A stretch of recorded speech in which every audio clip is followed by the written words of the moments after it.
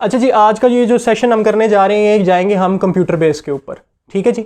और जो computer base आइल्स है इसके पैटर्न को समझने की कोशिश करेंगे, क्योंकि आने वाले जितने एग्ज़ाम हैं यूके वीआई बेस्ड वो किसके होंगे जी, कंप्यूटर बेस के अंदर। तो इसके पैटर्न को समझने के लिए आज हम सारी की सारी चीज़ों को गो थ्रू करेंगे। सबसे पहली बात आ जाती है कि इस पेपर में जो पैटर्न है उसमें टाइम कितना कंज्यूम होगा। तो सबसे पहले आप लोग जो है पैटर्न को समझें, टाइम को समझें। सबसे पहले आपके टाइम की मैं बात करता हूं तो हमारा सबसे पहले एग्ज़ाम होता है लिसनिंग का। लिसनिंग एग्ज़ाम के अंदर आपके टोटल टाइम जो कंज्यूम होने वाला है वो है 30 मिनट आपका ऑडियो टाइम है और 2 मिनट क्या होगा, ट्रांसफ़र टाइम। क्या होगा, 30 मिनट का ऑडियो और 2 मिनट का क्या होगा, ट्रांसफ़र टाइम। और अगर हम बात करें आपकी रीडिंग की तो वो टिपिकल जो पेपर बेस में 60 मिनट मिलते थे वैसे ही 60 मिनट हमें मिलेंगे कंप्यूटर बेस्ड टेस्ट के अंदर भी। क्लियर हो गया ये पॉइंट।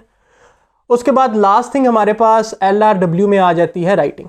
राइटिंग के लिए भी same as our paper base हमारे पास कितना टाइम होगा, 60 मिनट।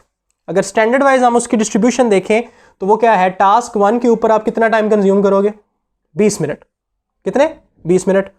और राइटिंग टास्क 2 के ऊपर क्या करोगे, 2 मिनट, आपके 40 मिनट्स हैं, ठीक है जी, सॉरी 40 मिनट्स में हम जाएंगे। 40 और 20 मिनट के स्टैंडर्ड टाइम के ऊपर, टास्क 1 के लिए 20 और दूसरे के लिए 40 मिनट। क्या यही रूल इस्तेमाल करेंगे कि 40 मिनट अगर ऐसे के लिए असाइंड है तो 40 मिनट ही कंज्यूम किए जा सकते हैं? नहीं, आपके ऊपर डिपेंड करेगा। अगर आपका टास्क 1 जल्दी एंड हो जाता है तो आप टास्क 2 स्टार्ट कर सकते हो। सेम वे अगर आपने टास्क 2 पहले शुरू किया और आपने वो उसे 30 मिनट में खत्म कर लिया तो आपके पास 30 मिनट बकाया जो बचे हुए हैं वो टास्क 1 के ऊपर इन्वेस्ट करेंगे। क्लैरिटी होगी। तो टोटल टाइम कितना बनता है, 2 घंटे और 32 मिनट। अगर हम इसके अंदर कंडक्शन का टाइम डाल लें कि आपके बैठने और आपके सेटलमेंट के, कि आप वहाँ पे सेटल होंगे सेंटर के अंदर, तो अगर हम उसको भी अगर टाइम को इंक्लूड कर लें तो टोटल टेस्ट आपका कितने मिनट का हो जाएगा, 3 घंटे का। कितने का, 3 घंटे का। और स्पीकिंग टेस्ट जो अनचेंज्ड है उसमें कोई फर्क नहीं आएगा, वो 11 मिनट से लेके 14 मिनट का होगा। क्लियर हो गया। अब हम आ जाते हैं लिसनिंग के ऊपर। लिसनिंग के ऊपर कंप्यूटर बेस्ड टेस्ट के अंदर एक बहुत बड़ा वाज़े डिफरेंस नजर आता है। लोग पूछते हैं कि पेपर बेस्ड और कंप्यूटर बेस्ड में डिफरेंस क्या है, तो डिफरेंस क्या होगा, टाइम का। हमारे पेपर बेस्ड के ऊपर हमें क्या होता था कि 30 मिनट के ऑडियो के चलने के बाद 10 मिनट मिलते थे आंसर शीट पे आंसर ट्रांसफर करने के लिए, ऐसा ही था। लेकिन अब कंप्यूटर बेस में क्या हो रहा है, कंप्यूटर बेस में डिफरेंस ये आ चुका है कि क्योंकि आंसर्स आप साइमल्टेनियसली ट्रांसफर भी कर रहे हैं और आप उस पर टाइप कर रहे हो तो आपको एंड के ऊपर 10 मिनट नहीं बल्कि 2 मिनट दिए जा रहे हैं। तो ये डिफरेंस है। आपने आंसर्स को क्या करना है, रिव्यू करना है 2 मिनट्स के अंदर, क्योंकि आंसर आप साथ साथ ट्रांसफर कर रहे हो। क्लियर हो गया ये पॉइंट।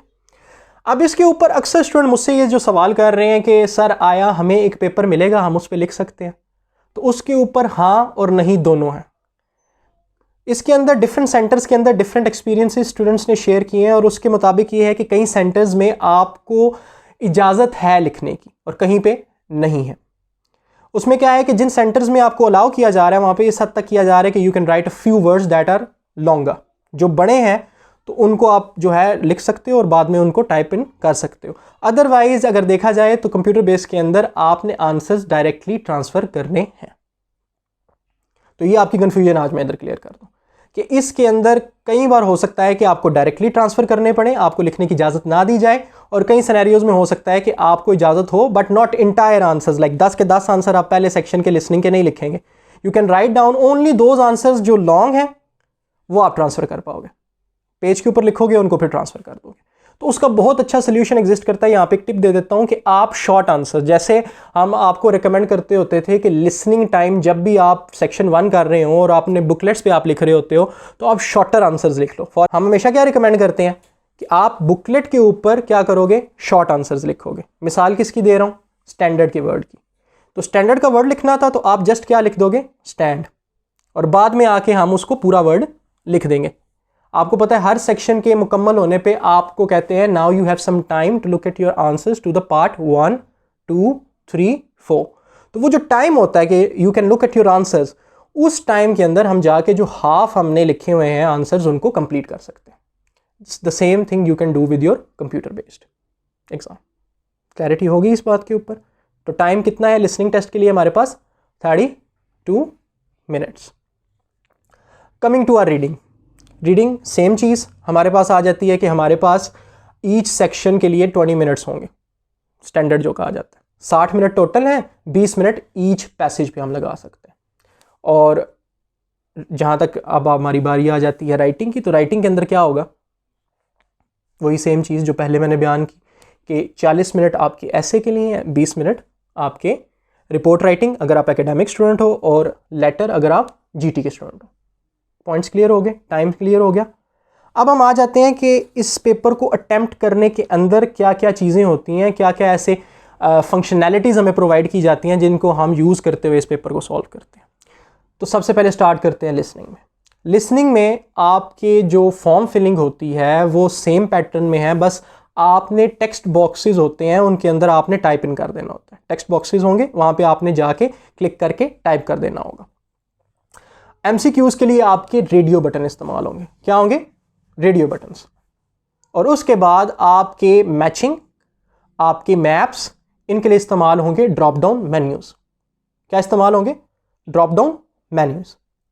लास्ट अप आपके आखिरी जो सेक्शन होता है वो मोस्टली एक लेक्चर होता है जिसके अंदर से एक्सट्रैक्ट करनी होती है आपने इन्फॉर्मेशन अपने आंसर्स की सूरत में, और आपने ब्लैंक्स को फिल करना होता है।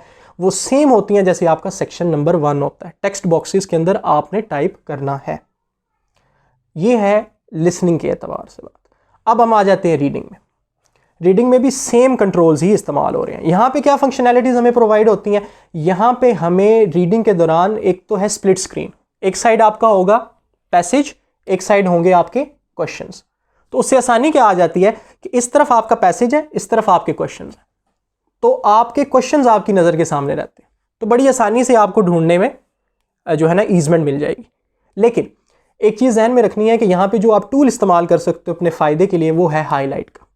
आप यहाँ पे टेक्स्ट को हाईलाइट कर सकते हो, ठीक है। उसके अंदर डिफरेंट कलर्स मौजूद होंगे, तो आपने अपने लिहाज से, for example if you want to do yellow, जहाँ पे आपको लग रहा है कि this is a concern section जो आपको पढ़ के आंसर आप मिल सकता है, तो आप उसको क्या करोगे? येलो कर लोगे।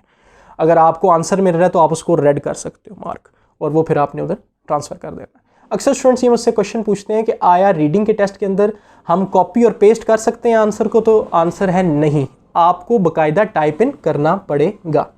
फॉर ब्लैंक्स आपने टाइप करना है। आप कोई भी चीज़ कॉपी नहीं कर सकते, आप कोई भी चीज़ पेस्ट नहीं कर सकते।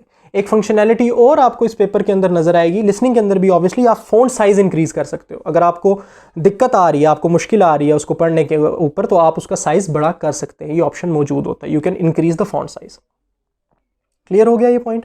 उसके अंदर आप कंट्रोल्स में आ जाते हैं। ब्लैंक्स के लिए वही टेक्स्ट बॉक्स इस्तेमाल होगा, एमसीक्यूज़ के लिए रेडियो बटन इस्तेमाल होगा, और आपके एमसीक्यूज़ मल्टीपल टाइप, सॉरी मैंने एक चीज़ स्किप कर दी जो लिसनिंग के अंदर थी, यहाँ पे दोबारा इंक्लूड कर रहा हूँ। एमसीक्यूज़ मल्टीपल टाइप, चाहे वो रीडिंग में आए चाहे वो लिसनिंग के अंदर आए, उनके लिए जो आपका कंट्रोल इस्तेमाल होगा वो होगा चेक बॉक्सेस। कौन से इस्तेमाल होंगे? Check boxes. 2 बॉक्सेस होते हैं, ऑब्वियसली आप 2 चीज़ें, 2 सिलेक्शंस कर सकते हैं उसके थ्रू, तो वो आप चेक बॉक्सेस का यूज़ करते हुए करते हैं। क्लियर हो गया ये पॉइंट? उसके बाद हमारे पास जो क्वेश्चंस आ जाते हैं, इंफॉर्मेशन मैचिंग होती है, which paragraph contains the information, list of heading, ये तमाम के तमाम आपके ड्रॉप डाउन मेन्यू से होंगे। आपके ट्रू फॉल्स नॉट गिवन भी जो होंगे वो होंगे ड्रॉप डाउन मेन्यू के साथ।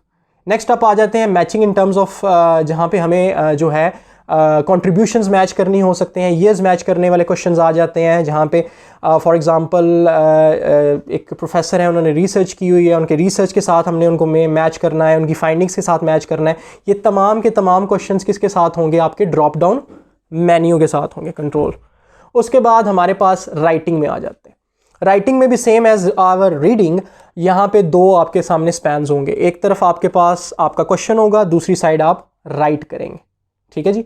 अब राइट करते हुए क्वेश्चन आपके सामने है, फॉर एग्जांपल एकेडमिक स्टूडेंट हैं तो क्या है, उनकी रिपोर्ट आई हुई है, बार चार्ट हो सकता है, पाईग्राफ हो सकता है, मैप हो सकता है, प्रोसेस डायग्राम हो सकती है, वो हर वक्त आपकी नज़र के सामने।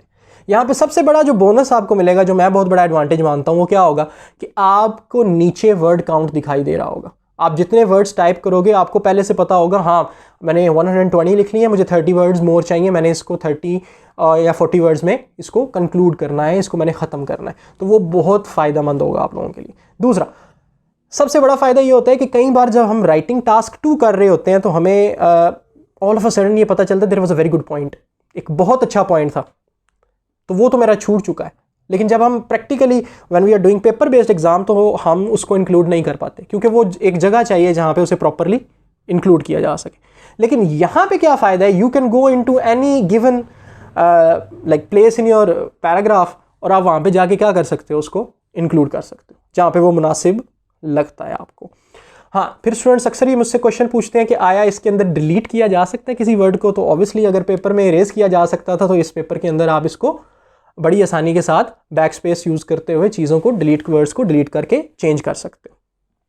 फिर क्वेश्चन मुझसे ये भी पूछा जाता है कि जैसे हम अपने नॉर्मल सॉफ्टवेयर इस्तेमाल करते हैं तो क्या इसके अंदर हमारी जो इनकरेक्ट लिखी हुई ग्रामर है, इनकरेक्ट लिखी हुई स्पेलिंग है, क्या हाईलाइट होगी? तो बिल्कुल नहीं जी, ये आपका एग्ज़ाम है, इसके अंदर आपकी गलतियाँ आपने खुद देखनी है। सॉफ्टवेयर के अंदर ऐसी कोई फंक्शनैलिटी नहीं होगी, ठीक है जी।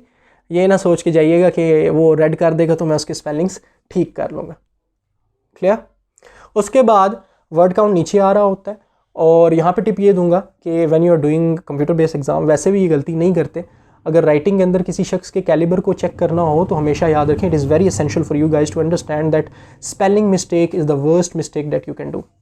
स्पेलिंग मिस्टेक्स हमेशा अवॉइड करें, ठीक है। ग्रामर तो किसी शख्स की गलत की हो सकती है, लेकिन अगर स्पेलिंग्स गलत हों तो ये उसकी ओवरऑल परफॉर्मेंस के ऊपर बुरा इम्पैक्ट आता है, ठीक है। तो ये हमारा पैटर्न है। और कंप्यूटर बेस्ड एग्ज़ाम निस्बतन सिर्फ हवा इसलिए बन जाता है कि इसके अंदर हमारी प्रैक्टिस इनफ नहीं होती। आप बड़ी आसानी से इन चीज़ों की प्रैक्टिस कर सकते हैं। फिर एक क्वेश्चन ये आ जाता है कि इसके अंदर हमारे लिए अफोर्डेबल ऑप्शंस क्या होंगे। कुछ लोगों के पास लैपटॉप्स नहीं होते, तो लास्ट थिंग जो कंक्लूड करते हुए यहाँ पे मैं करूँगा, there are a couple of really good options that you can choose from. अगर आपके पास एक लैपटॉप मौजूद नहीं है तो आप क्रोम बुक्स में इन्वेस्ट कर सकते हैं। क्रोम बुक्स जो होती हैं वो तकरीबन आपकी 18-20 हज़ार के लगभग प्राइस रेंज बनती है, शायद इससे थोड़ी सी ज़्यादा हो, लेकिन 18-20 हज़ार के करीब है। If you are looking for something budget friendly you can invest in Chromebooks. अब एक क्वेश्चन और भी साथ में चलें, अक्सर स्टूडेंट पूछ लेते हैं कि किस साइज़ के लैपटॉप्स होते हैं। तो इस वक्त मैंने एग्जांपल के तौर पे ये लैपटॉप रखा हुआ है, राउंड अबाउट ये कोई साइज़ होगा आपके पास वहाँ पे गिवन, ठीक है जी। इस साइज़ में लैपटॉप होते हैं आपके पास। और फिर स्टूडेंट ये भी पूछते हैं कि आया इनके साथ एक्सटर्नल कीबोर्ड्स होते हैं या माउसेज होते हैं। तो इसके साथ मैंने जो है मैं आपको बता दूं कि ओनली जो है एक एक्सटर्नल माउस प्रोवाइड किया जाता है, ठीक है। और कीबोर्ड जो है वो आप इन्हीं लैपटॉप्स के ऊपर जो मौजूद होता है वो इस्तेमाल करते हैं। अब डिपेंड करता है कि क्या हमें जो है वो यूज़ एक्सटर्नल माउस ही करना पड़ेगा, तो नहीं। जिसका जिस चीज़ के ऊपर बहुत ज़्यादा अच्छा कंट्रोल है, अगर आप एक्सटर्नल माउस के साथ अच्छे कंट्रोल्स हैंडल कर सकते हैं तो you'll use external mouse. Otherwise जो आपके टच पैड्स होते हैं लैपटॉप्स के ऊपर, अगर आपका हाथ उसके ऊपर अच्छा बैठा हुआ है and you can do really good work using that, तो आप वही इस्तेमाल करोगे। पैटर्न के बाद क्लैरिटी होगी, कोई मसला, कोई इशू? तो ये पैटर्न है आपका, और आपने अपने आप को अगर फेमिलियराइज़ करना हो तो इनकी ऑफिशियल वेबसाइट्स पे मौजूद है। वहाँ पे मुकम्मल आपके जो हैं वो सिमुलेशंस मौजूद हैं ऑफिशियल साइट्स के ऊपर। आप उन साइट्स के ऊपर जाके इनको प्रैक्टिस कर सकते हो, और कोई इतना ज़्यादा मुश्किल नहीं है कंप्यूटर बेस्ड आइल्स। ये रिक्वायर करता है सिर्फ हार्डवर्क और प्रैक्टिस। कोई अगर कहीं पैटर्न में डिफरेंस हो, क्वेश्चन टाइप्स में डिफरेंस हो, क्या मुश्किल एग्ज़ाम आता है, तो नहीं है। सेम जो बुकलेट्स आपके पास जो आप प्रैक्टिस में सेशंस में यूज़ करते थे, जो आपके एक्चुअल पेपर्स में आते थे, पैटर्न वही कुछ है। मुश्किलात की अगर बात करूं तो मुश्किल कोई भी नहीं होगी चीज़। मुश्किल सिर्फ ये आएगी कि you are not used to computer based exam. आपको कंप्यूटर पे अटैम्प्ट करने की एक हिचकिचाहट है, उसकी जितनी ज़्यादा प्रैक्टिस कर लोगे ये आपके लिए ईजी हो जाएगा। बाकी अगर कोई कहें कि डिफरेंस बड़ा नज़र आता है तो वो एक ही जगह नज़र आ रहा है, और वो आ रहा है लिसनिंग के टाइम के अंदर। जहाँ पे आपको टोटल 40 मिनट मिलते थे, यहाँ पे आपको 32 मिनट मिल रहे हैं। Otherwise there is no difference. और लास्टली एक पॉइंट और है जो आप सब लोगों को पता होना चाहिए कि इस एग्ज़ाम का रिज़ल्ट 24 आवर्स से लेके 5 डेज़ के अंदर आ जाता है। यानी कि एग्ज़ाम की जो आने की स्पीड है वो बढ़ चुकी है। पेपर बेस के अंदर आपका 13 वर्किंग डेज़ के अंदर आता था, और अब आपका एग्ज़ाम का रिज़ल्ट आता है फ्रॉम 24 आवर्स टू 5 डेज़। 1 से 5 दिन के अंदर आपका रिज़ल्ट आ जाता है, which is far more quicker service. तो आपको इसका फ़ायदा होगा, ठीक है जी। That's it.